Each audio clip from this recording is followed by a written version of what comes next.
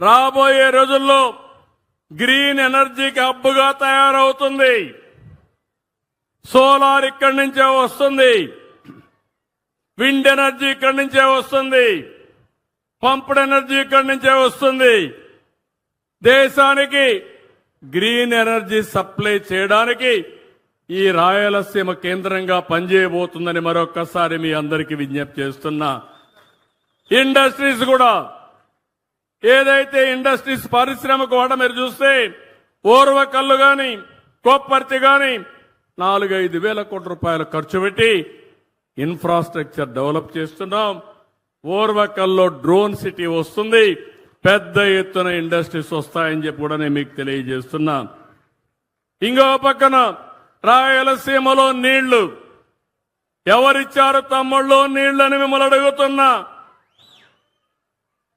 ఆ రోజు ఎన్టీ రామారావు గారు ఆలోచించారు.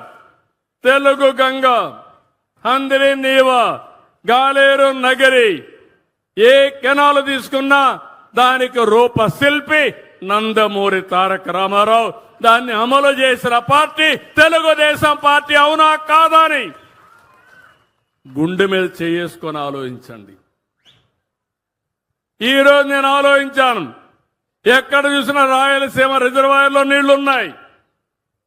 అది తెలుగుదేశం పార్టీ చూపించిన చొరవ. ఇంకా దీంతో నేను తృప్తి పడలేదు.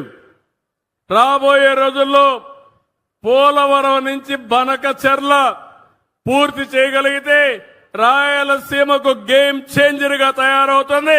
ప్రతి ఒక్క ఎకరాకు నీళ్లు ఇచ్చే అవకాశం వస్తుంది. దానికే ప్రణాళిక తయారు చేస్తున్నా. నా జీవితాశయంగా పెట్టుకున్నా ఈ రాష్ట్రానికి రుణం తీర్చుకునే బాధ్యత నాకుంది.